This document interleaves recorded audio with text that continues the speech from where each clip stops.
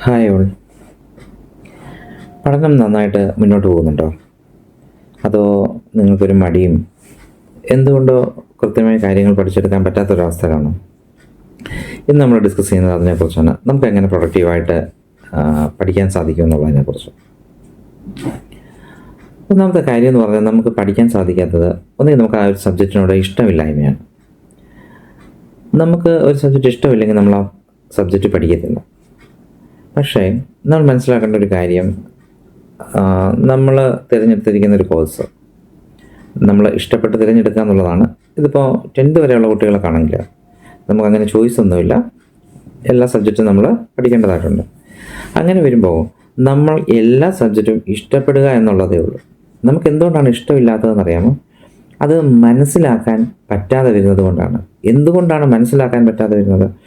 നമുക്ക് അതിൻ്റെ ബേസിക് അറിയില്ല എന്നുള്ളത് കൊണ്ടാണ്. ഒരു സബ്ജക്റ്റിൻ്റെ ബേസ് നമുക്കറിയില്ല എന്നുണ്ടെങ്കിൽ പിന്നീട് അതിൻ്റെ ഹയർ വേർഷനിലേക്ക് പോകുമ്പോൾ നമുക്കത് മനസ്സിലാക്കാൻ ബുദ്ധിമുട്ടായിട്ട് വരും. അതുകൊണ്ടാണ് നമുക്ക് മനസ്സിലാകുന്നില്ല എന്ന് തോന്നുന്നതും, പിന്നെ എന്താ പറ്റുക, നമുക്ക് ആ ഒരു സബ്ജക്റ്റിനോട് ഇഷ്ടമില്ലാതെ വരികയും ചെയ്യുന്നു. അതിന് നിങ്ങൾക്ക് ചെയ്യാൻ പറ്റുന്നൊരു കാര്യം, നിങ്ങൾ ഇതിൻ്റെ ബേസിക് പഠിക്കുക എന്നുള്ളതാണ്. ഇപ്പോൾ മാത്സ് ആണെങ്കിലും ഇംഗ്ലീഷ് ഗ്രാമർ ആണെങ്കിലും ഇങ്ങനെയൊക്കെയുള്ള കാര്യങ്ങളുടെ ബേസിക് ക്ലാസ്സുകളൊക്കെ യൂട്യൂബിൽ ധാരാളമുണ്ട്. നിങ്ങൾക്ക് അവിടെ കയറി ബേസിക് പഠിച്ചു കഴിഞ്ഞാൽ നിങ്ങൾക്ക് വളരെ ഈസി ആയിട്ട് ആ സബ്ജക്റ്റ് നമുക്ക് പഠിച്ചെടുക്കാനായിട്ട് സാധിക്കും. പിന്നെ ഒരു പ്രശ്നം എന്ന് വെച്ചാൽ, ഞാൻ എത്ര പഠിച്ചാലും എനിക്ക് മനസ്സിൽ ഓർക്കുന്നില്ല എന്നുള്ളതാണ് പലരും പറയുന്ന ഒരു പ്രശ്നം. ആദ്യമേ തന്നെ നമ്മൾ ആ ഒരു ചിന്ത മനസ്സിൽ നിന്ന് കളയണം. ഞാൻ പഠിച്ചാൽ ഞാൻ ഓർക്കത്തില്ല എന്നുള്ളൊരു ചിന്ത കളയണം. ഞാൻ ശരിയായ രീതിയിൽ പഠിക്കാത്തത് കൊണ്ടാണ് ഞാൻ ഓർക്കാത്തത് എന്ന് നിങ്ങളുടെ മനസ്സിനെ അത് പറഞ്ഞു പഠിപ്പിക്കണം. ശരിക്കും അത് തന്നെയാണ് ശരി. നിങ്ങൾ മനസ്സിലാക്കി പഠിക്കാത്തത് കൊണ്ടാണ് പ്രധാനമായിട്ടും അങ്ങനെ ഒരു പ്രശ്നം ഉണ്ടാവുന്നത്. പിന്നെ റിപ്പീറ്റഡായിട്ട് വായിക്കുക. വായന വളരെ ഒരു പ്രധാനപ്പെട്ട ഘടകമാണ്. പഠനത്തിൽ വായന എന്ന് പറയുന്നത് വളരെ പ്രധാനപ്പെട്ട ഒരു ഘടകമാണ്. അങ്ങനെ നമുക്ക് ബേസിക് പഠിക്കുകയും കൂടുതൽ തവണ ടെക്സ്റ്റ് ബുക്ക് വായിക്കുകയും ചെയ്യുന്നതിലൂടെ നമുക്കതിനെക്കുറിച്ച് നല്ല ഐഡിയ ലഭിക്കുകയും നമുക്ക് കാര്യങ്ങൾ ഓർമ്മയിലിരിക്കുകയും ചെയ്യും.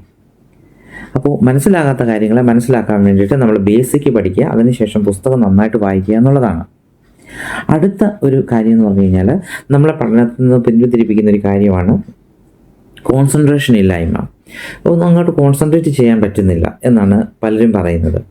എന്തുകൊണ്ടാണ് കോൺസെൻട്രേഷൻ ചെയ്യാൻ പറ്റാത്തതെന്നറിയാമോ? നമുക്ക് ചില ഇൻ്റർഫിയറൻസ് ഉള്ളത് കൊണ്ടാണ്. നമ്മളെ ബുദ്ധിമുട്ടിക്കുന്ന ചില കാര്യങ്ങൾ നമ്മുടെ പഠനത്തിലുണ്ട്. അതെന്താണെന്ന് നമ്മൾ കണ്ടെത്തണം. ചിലപ്പോൾ നമ്മൾ ഉപയോഗിക്കുന്ന ഫോണായിരിക്കും. പെട്ടെന്ന് അങ്ങനെ ഇരിക്കുമ്പോൾ നമുക്ക് ഫോൺ എടുത്ത് നോക്കണം. പണ്ട് നമ്മൾ ഫ്രിഡ്ജ് തുറന്ന് നോക്കുന്ന പോലെ, ഒന്നുമില്ലെങ്കിൽ അടുക്കളയിൽ പോകുമ്പോൾ ഫ്രിഡ്ജ് ഒന്ന് തുറന്ന് നോക്കും എന്ന് പറഞ്ഞതുപോലെ, ഇന്നിപ്പോൾ നമ്മളെല്ലാവരും സോഷ്യൽ മീഡിയയിലൊക്കെ വളരെയധികം ആക്റ്റീവാണ്. ഒരുപാട് എൻ്റർടൈൻമെൻറ്റ്സ് നമുക്ക് ഫോണിലൂടെ ലഭിക്കുന്നു. അപ്പോൾ നമുക്ക് ഫോണെന്ന് പറയുന്നത് എപ്പോഴും കൊണ്ട് നടക്കുന്ന ഒരു സാധനമാണ്. നമ്മൾ പലപ്പോഴും ഫോണിന് അഡിക്റ്റഡ് ആണ്.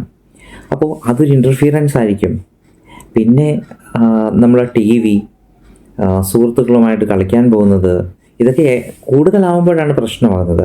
അപ്പോൾ നമ്മൾ പഠിക്കാനിരിക്കുമ്പോൾ ഫോൺ സ്വിച്ച് ഓഫ് ചെയ്ത് മാറ്റി വയ്ക്കുക, അല്ലെങ്കിൽ സൈലൻറ്റിലാക്കി മാറ്റി വയ്ക്കുക. അത് ചെയ്ത് കഴിഞ്ഞാൽ നമ്മൾ ഫോണിൽ നിന്നുള്ളൊരു ഡിസ്ട്രാക്ഷൻ അങ്ങ് മാറും. അങ്ങനെ ഒരു ഇൻ്റർഫിയറൻസ് നമുക്കുണ്ടാകത്തില്ല.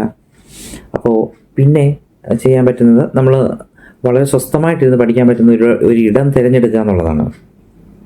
അപ്പോൾ പിന്നെ മറ്റുള്ളവർ അങ്ങോട്ടും ഇങ്ങോട്ടും പോകുന്നതോ സംസാരിക്കുന്നതോ ഒന്നും നമ്മളെ ബാധിക്കത്തില്ല. നമുക്ക് ആവശ്യമുള്ള വെള്ളമൊക്കെ എടുത്ത് അടുത്ത് വെച്ചിട്ട് നമ്മൾ പഠിക്കാൻ തുടങ്ങണം.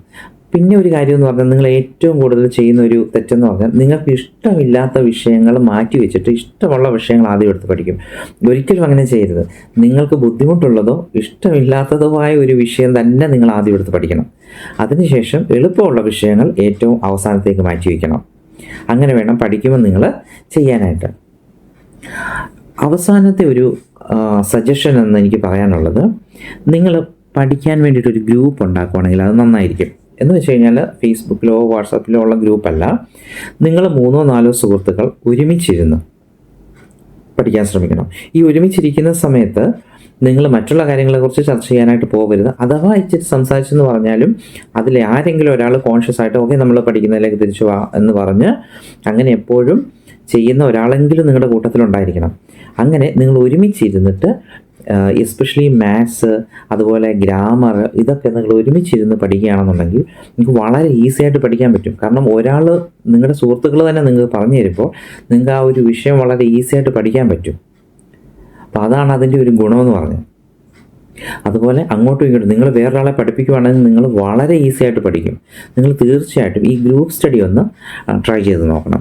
ഇത് നിങ്ങൾക്ക് വളരെയധികം മെച്ചം ഉണ്ടാക്കി തരുന്നൊരു കാര്യമാണ്. വളരെയധികം നിങ്ങൾക്ക് പഠനത്തെ മുന്നോട്ട് കൊണ്ടുവരാനായിട്ട് സാധിക്കും. അപ്പോൾ ഇത്രയൊക്കെയാണ് ബേസിക്കായിട്ട് നിങ്ങൾക്ക് പഠനത്തിലൊരു ഇൻട്രസ്റ്റ് ഉണ്ടാകാനും നിലവിലുള്ള സ്ഥിതിയിൽ നിന്ന് നിങ്ങളുടെ പഠനത്തെ മെച്ചപ്പെടുത്താനായിട്ട് സാധിക്കുന്നത്. നിങ്ങൾക്ക് അറിയാൻ വയ്യാത്ത കാര്യങ്ങൾ നിങ്ങൾ എഴുതി തന്നെ പഠിക്കണം. സ്പെഷ്യലി നമ്മൾ ഹിന്ദിയൊക്കെ ആണെങ്കിൽ നമ്മൾ എഴുതി പഠിക്കണം, ഇംഗ്ലീഷ് എഴുതി പഠിക്കണം, മാത്സ് ഒക്കെ എഴുതി പഠിക്കണം.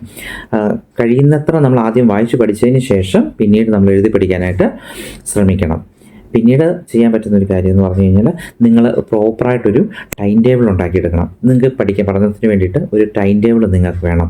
ഇന്ന സമയത്ത് പഠിക്കണം. നിങ്ങളുടെ സുഹൃത്തുക്കൾ ചേർന്നിട്ടൊരു ടൈം ടേബിൾ ചെയ്യുകയാണെങ്കിൽ നിങ്ങളുടെ അടുത്തുള്ള സുഹൃത്തുക്കളുമായിട്ട്, എന്നിട്ട് നിങ്ങൾ ഒരു വീട്ടിലിരുന്നിട്ട് നിങ്ങൾക്ക് എന്താ ചെയ്യാൻ പറ്റും, നിങ്ങൾക്ക് ഒരുമിച്ച് പഠിക്കാൻ സാധിക്കും. പ്രത്യേകം ശ്രദ്ധിക്കേണ്ട ഒരു കാര്യം, നിങ്ങൾ അവിടെ പഠിക്കാൻ പോകുമ്പോൾ നിങ്ങൾ നിങ്ങളുടെ ഫോൺ എടുത്തുകൊണ്ട് പോകരുത്. ഫോണൊക്കെ മാറ്റി വെച്ചിട്ട് വേണം പഠിക്കാൻ. നിങ്ങൾ ഡെയിലി ഒരു 3 മണിക്കൂർ സുഹൃത്തുക്കൾ ചേർന്ന് ഇരുന്ന് പഠിച്ചു നോക്കുക. ഒരു മാസം അങ്ങനെ ഒന്ന് പഠിച്ചു നോക്കുക. എന്നിട്ട് ചേഞ്ച് അല്ലെങ്കിൽ നിങ്ങൾ നിർത്തിക്കും. ഒരാഴ്ച ആദ്യം ട്രൈ ചെയ്യുക. എന്തെങ്കിലും ചേഞ്ചസ് ഉണ്ടായാൽ നിങ്ങൾ വീണ്ടും അടുത്ത ആഴ്ചയിലേക്ക് അത് ടാർഗറ്റ് ചെയ്യുക. അങ്ങനെ ഒരു മാസം കംപ്ലീറ്റ് ചെയ്ത് നിങ്ങൾക്ക് നിങ്ങളുടെ ജീവിതത്തിലുണ്ടാകുന്ന വ്യത്യാസം വളരെ ഈസി ആയിട്ട് കണ്ടെത്താൻ സാധിക്കും. പഠനമെന്ന് വെച്ചിരിക്കുന്നത് ഒരു വലിയ ബാലികേറാമലയൊന്നുമല്ല. വളരെ ഈസി ആയിട്ട് നമുക്ക് ചെയ്യാൻ പറ്റുന്ന കാര്യങ്ങളാണ്. നമുക്ക് വേണം എന്ന് നമ്മൾ ചിന്തിച്ചാൽ ഇത് നടക്കുന്ന കാര്യമാണ്. നിങ്ങളൊക്കെ നന്നായിട്ട് പഠിച്ച് നല്ല നിലയിലെത്തട്ടെ എന്ന് ആശംസിക്കുന്നു. All the best.